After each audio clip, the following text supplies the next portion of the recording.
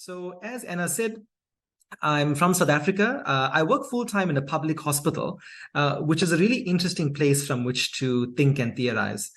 I work in a psychiatric hospital within the Department of Health.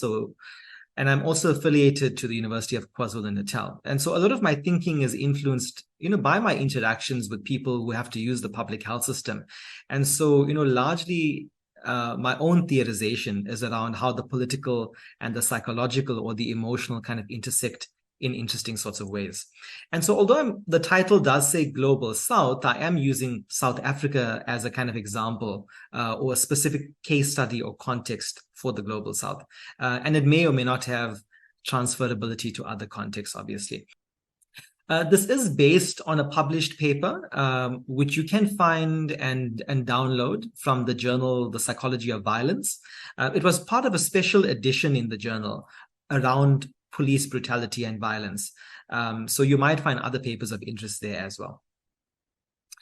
So I think let's start with something that I think everyone might be familiar with, which is the hashtag I can't breathe. And I'm sure it's a hashtag probably everyone in this room has tweeted or posted on some sort of social media platform at least once. And it's linked to the famous, or shall I say the infamous murder of George Floyd on the 25th of May, 2020, which seems like it just happened yesterday, but also seems like a lifetime away at the same time. It seems like time sort of shrunk during the COVID-19 pandemic in some ways. And George Floyd was an African-American man. He was 46 years old, and he was murdered by a white policeman, Derek Chauvin. And interestingly, but perhaps unrelated, May 25th is Africa Day internationally. And Floyd's murder, I think many commentators said, was simply a continuation of ongoing racism in the US, or what we can call specifically anti-Black racism in the US. And although George Floyd seemed to have popularized the phrase, I can't breathe, because those were his dying words, analyses have shown that, in fact, I can't breathe was uttered by at least 70 known people, even before George Floyd. People who had died in police custody in the US. And this is analysis in the New York Times.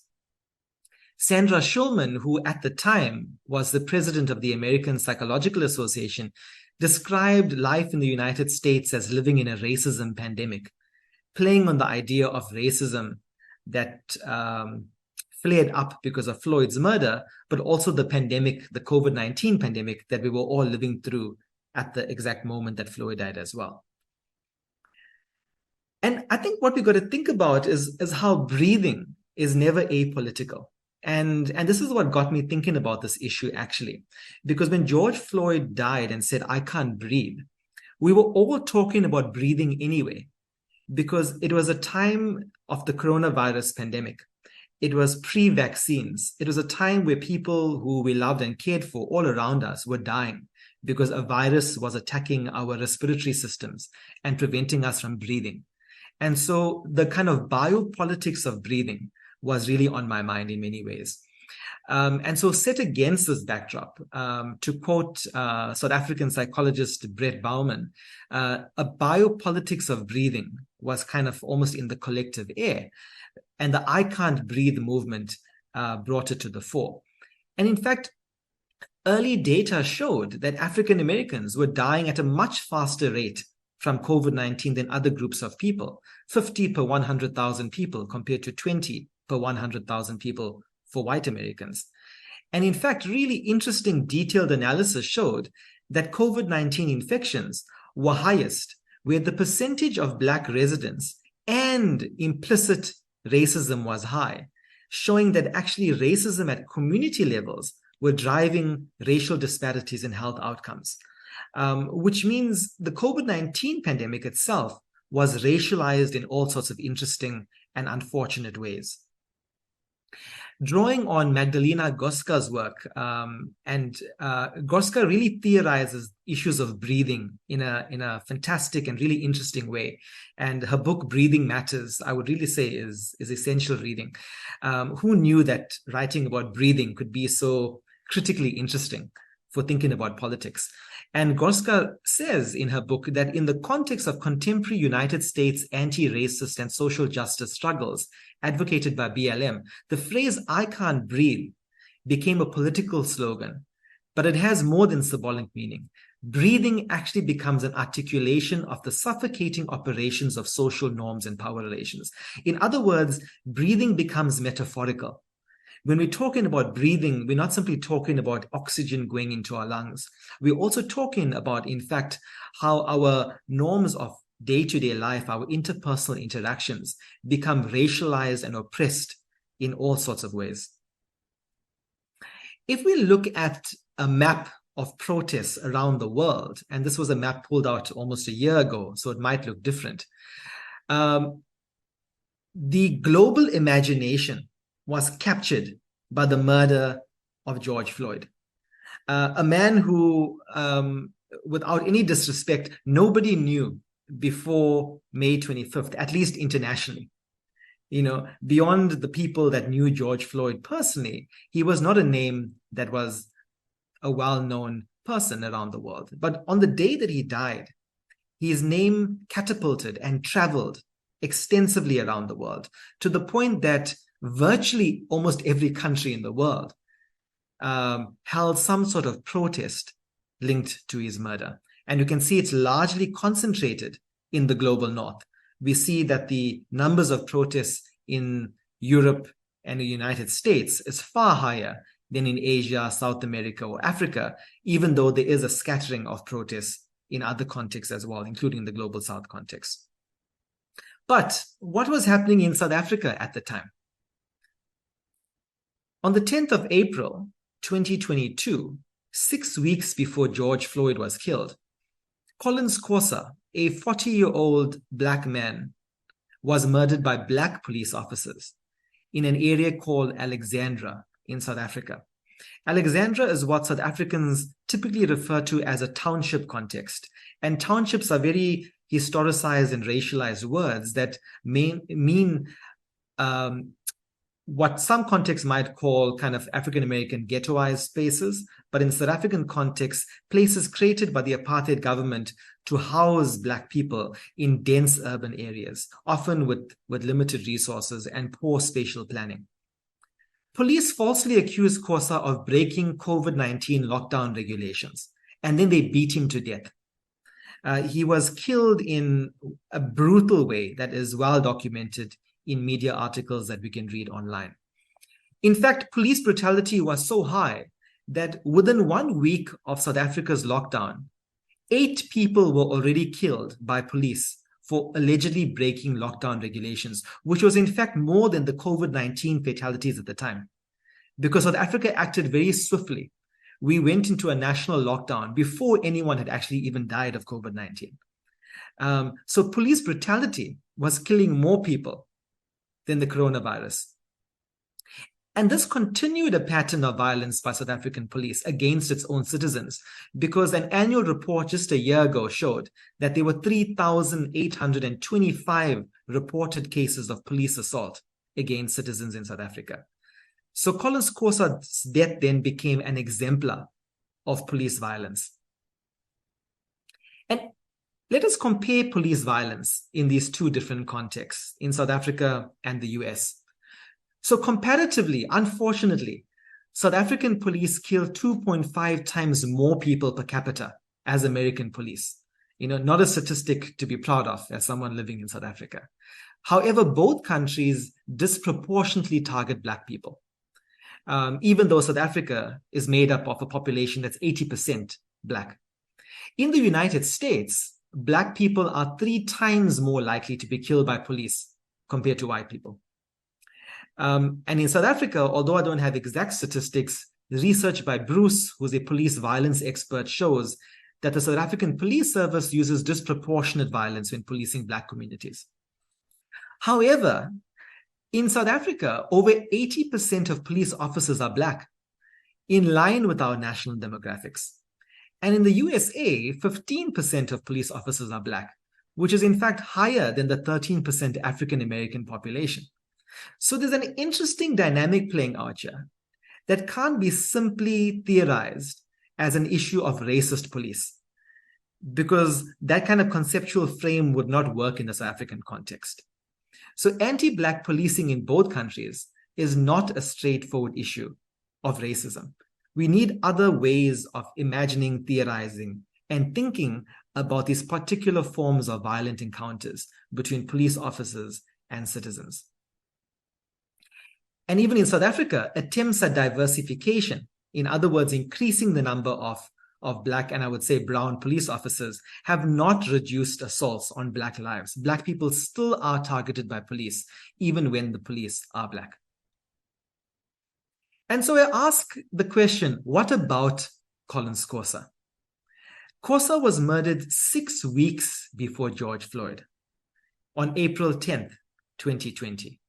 George Floyd was murdered on May 25th, 2020. But when Khosa died, there was no global movement, no hashtags, no international outrage. His name did not travel across the world in the manner in which George Floyd's name traveled. And our current political party in power in South Africa, the African National Congress, the ANC, remained silent about Khosa's death, but ironically put out statements condemning Floyd's death thousands of miles away in a different context and in a different country. Khosa's death was met with silence compared to Floyd's death. And so the question I ask is why? Why was Collins Khosa's death met with silence, but George Floyd's death met with international condemnation? So how do we make sense then of these silences? And I put forward a couple of research questions because I did attempt some empirical investigation and analysis around this question. And the question that drove me here was, why were there media silences around Khosa's death, but global outrage about Floyd's death? And I put media in brackets because I am looking or interested in how particular iterations or articulations of condemnation make its way into the public space, in the public sphere, rather than private or interpersonal condemnations. And the question specifically that I ask in the study is, where do these silences emanate from? In other words, who is silent when they should be speaking up? Did politicians speak up in the media? Did psychologists speak up? And I ask that specific question because I'm looking at it from the perspective of a psychologist. And did academics speak up? And how do we theorize and make sense of these silences? And so, almost suspecting what I was going to find out, the question was, well, how do we then theorize issues around silence? And lastly, which I'll leave towards the end, how do these silences trouble the appeal of Black Lives Matter? If Black Lives Matter, why would we expect silence around Collins Khosa's death? Where and when do Black Lives matter? And most importantly, whose Black Lives matter? Because Black lives are not essentialized and homogenized. And when we think about Black Lives Matter as a hashtag and as a movement, we need to think critically about whose Black lives are we talking about and the geopolitical spatial politics around Black lives. So the research method that I undertook was a critical literature review, and I reviewed 3 types of media statements. So firstly, I reviewed media statements by South African organizations and African organizations more broadly.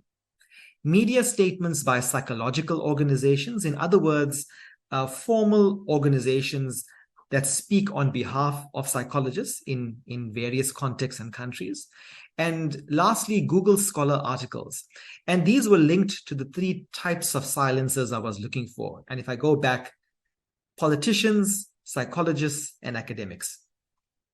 And I used a combination of search words and date filters in order to find this information. So I played around with different iterations of George Floyd and Collins Khosa, along with various date filters. So first I did searches for Collins Khosa in the 6 weeks after he died, but up to May 25th, before George Floyd died, to see before George Floyd's death, was there any mention of Collins Khosa at all by any international or national statement? And then I did searches after George Floyd's death to see whether his death catapulted any further acknowledgement or awareness around Collins Khosa's death. And the method I used, which was fairly basic, is a qualitative summative content analysis, in which one counts and compares the mentions of the words that one is looking for, and then interprets the underlying context. So what did I find? I found that there were 3 discourses of silence. And based on what I was looking for, I framed them under political silences, psychological silences, and academic silences. And I'll speak about each one in turn. So firstly, I found that there were obvious political silences. There was a clear muted response by the South African government to Collins Khosa's death. In fact, it was only 6 weeks later, and interestingly, 1 day after George Floyd's death, that the South African Police Service released a media statement bizarrely titled "In the Matter of Mr. Collins Khosa." And the statement merely encouraged the public to report police brutality and to adhere to the lockdown rules, and only fleetingly mentioned Collins Khosa at all. And obviously, the timing is self-serving. Why did the statement only come out 1 day after there was an international spotlight on police brutality in a global North context? Why did the statement not come out 1 day after Collins Khosa died 6 weeks ago?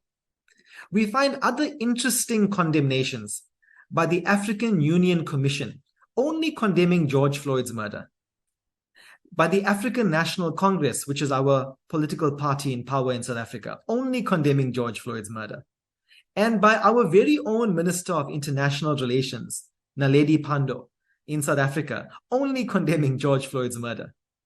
So there's an interesting and bizarre phenomenon that's happening, where there is global attention given to the murder in another country without any acknowledgement of what's going on in one's own backyard. In fact, the ANC statement of June 1st is perhaps the most bizarre of them all, because they chastise America for, and I quote, putting a perilously low value on Black lives. And the ANC also congratulates itself for defeating racial supremacy and not being cowed to remain silent in the face of the lynching of Black people, and I quote, wherever they manifest. And wherever speaks to a particular place politics. And despite the wherever they manifest, the condemnation only is against an American context, not for its very own South African context. It was only weeks into Collins Khosa's death that President Cyril Ramaphosa of South Africa finally broke his silence on the matter and expressed what he called his deepest regret about the death of Collins Khosa and 10 other South Africans, unnamed in his media statement. And ironically,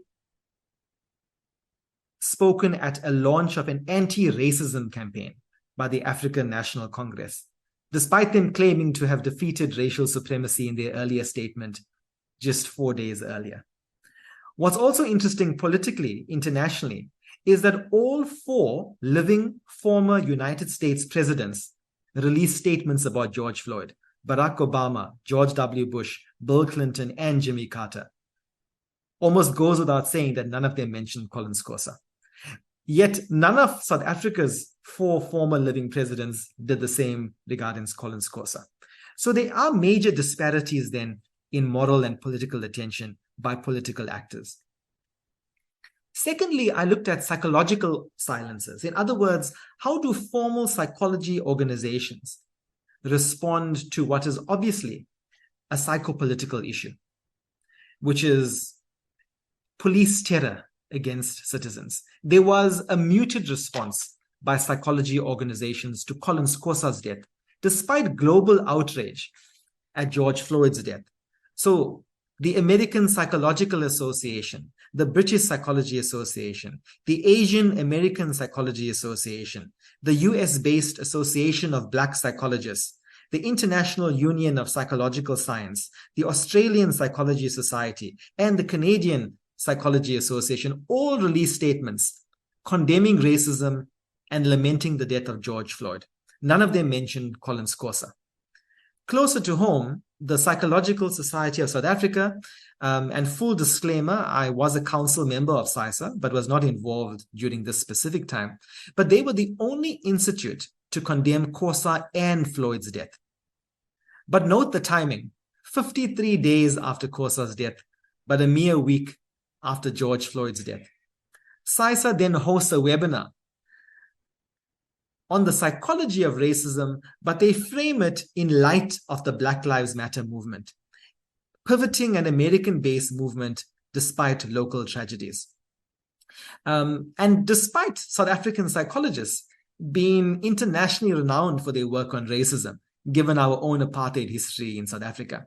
So again, even within formal organized psychology, we're seeing this dynamic play out that was similar to the political silences across different actors around the world.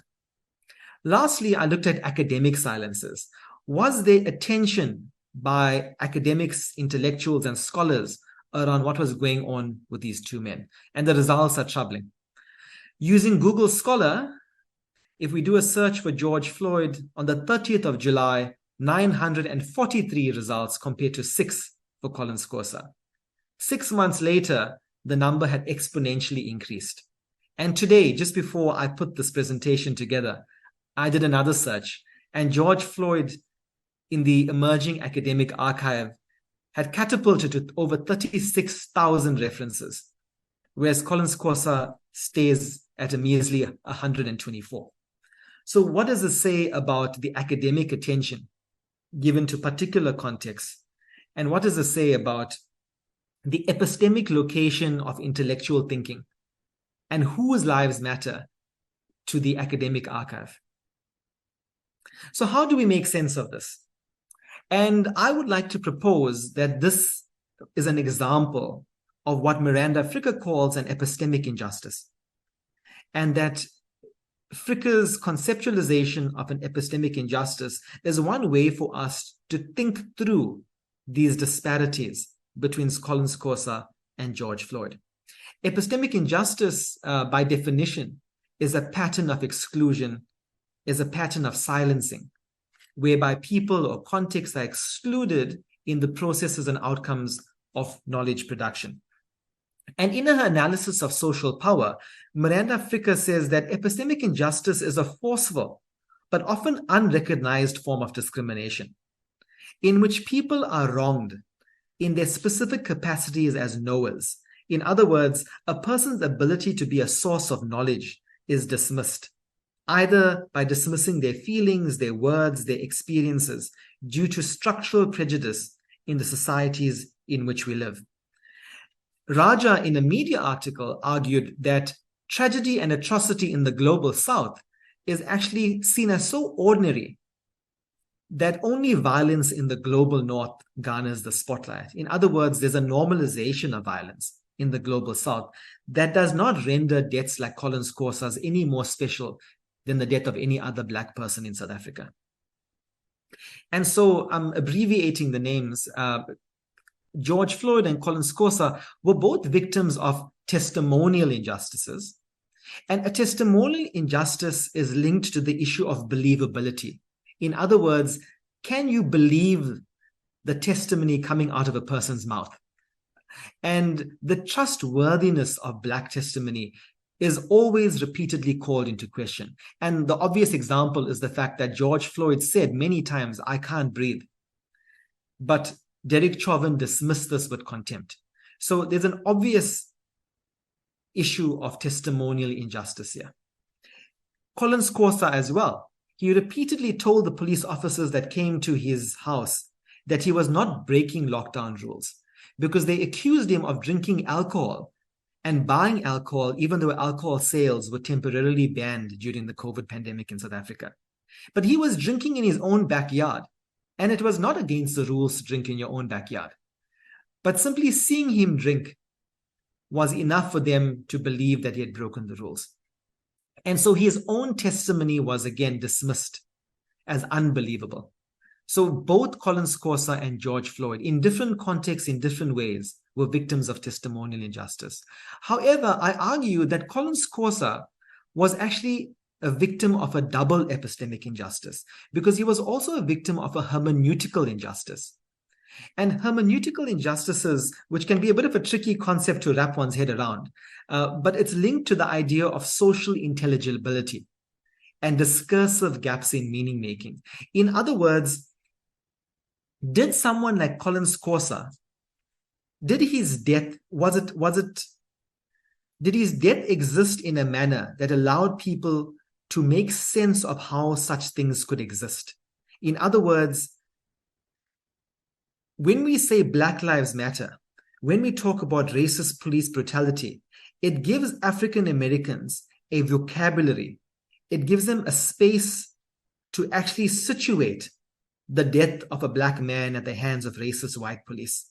But when Black police kill a Black man in a South African context, we lack the discursive resources to make sense of how this could be.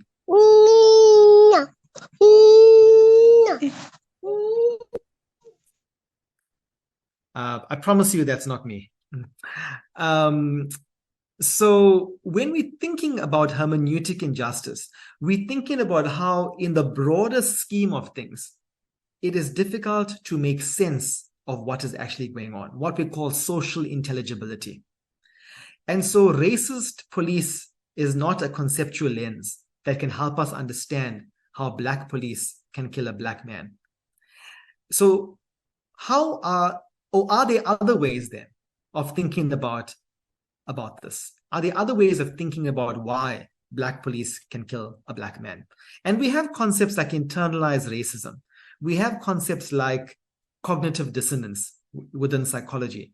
But I argue that these are limited concepts because they don't provide historical clarity on the nature of the relationship between Black police officers and Black citizens. And so I argue that we need to go beyond racism towards coloniality as a concept, because the focus on racism explains George Floyd's murder. It underpins the epistemic foundations of Black Lives Matter, but it doesn't adequately explain Khosa's murder, where the victim and the perpetrator are in fact Black. And so racism fails to be a useful lens in a South African context. And instead, I argue that we should rather use the term colonial continuities, as put forward by people like Ramon Grosvogel, which refers to the unrelenting structural depersonalization of Black lives under the conditions of a so-called post-colonial society, or in South Africa, a post, in inverted commas, post-apartheid society. But these post-colonials and post-apartheid societies, they merely mimic the violent oppression seen under former colonial conditions. And so this gives us a longer view, a historical view of why Black police officers can kill Black citizens in contemporary South Africa. And it's rendered intelligible. It becomes a hermeneutic resource to undo the hermeneutic injustice. If we think about a colonial continuity as a way of making sense of Black on Black violence, rooted in the historical conditions that lead to police killing a man for no good reason. Despite all of this, there seems to be an attraction, a global appeal, even by Black people in South African context, to want to use Black Lives Matter as a hermeneutic resource. And here I share pictures of perhaps one of our most radical Black parties in South Africa. And I say Black parties because they position themselves explicitly as a party around radical Black identity, which is the Economic Freedom Fighters. And they led protests across South Africa in June 2020 around the killing of George Floyd and Khosa. They wore T-shirts that said, "I can't breathe." They took the knee. And they called for solidarity protests between the global North and the global South, even though we were not seeing the same sort of reciprocity by American context. There were no Black Lives Matter protests in America, in Minnesota, calling for solidarity for the murder of Khosa. But for some reason, there is an appeal, and perhaps it's an intuitive appeal, because of this fantasy that we can homogenize Black identity. And the idea, the false idea, that all Black people are in this together in some sort of imaginary global struggle. So future directions, I suggest that we need to trace patterns of silence in the media a lot more carefully. We need to be attentive to what is not said as much as we look at what is said. And that we need to think about epistemic injustice using Fricker and other models, but also, and I don't have time, but I've explained this in the paper, to also use Charles Mills's concept of epistemologies of ignorance, and how epistemologies of ignorance might also be a particular conceptual lens to make sense of some of these atrocities. As Nancy Tuana argues, tracing what is not known and the politics of ignorance should actually be a key element of epistemological, social, and political analysis, because it has the potential to show how power is constructed and what is known, and to provide a lens for the political values at work in our knowledge practices. Knowledge is never innocent, goes without saying, but what are the underlying kind of political values that determine what kinds of things garner global and local attention compared to others? And so in my concluding remarks, I think provocatively, I've argued elsewhere that silence is violence, and we can think about silence as epistemic violence, and silence continues to be an enduring structural problem. And we see it as a structural problem, especially in the academic archive, where there is a major disparity in intellectual attention given to the murder of Collins Khosa. But anti-racism activism, which is necessary, must guard against uncritically importing northern-centric forms of protest, such as the Black Lives Matter movement. And to be sure, I am not critiquing the Black Lives Matter movement. The Black Lives Matter movement is fit for purpose, but its purpose is an American purpose. Because the Black Lives Matter movement has particularities for its geopolitical context that actually distracts the South African gaze. It misdirects our social justice activism in the global South away from the lived experiences of people in this place. What does the world look like from here? To quote Kopano Ratele, South African psychologist.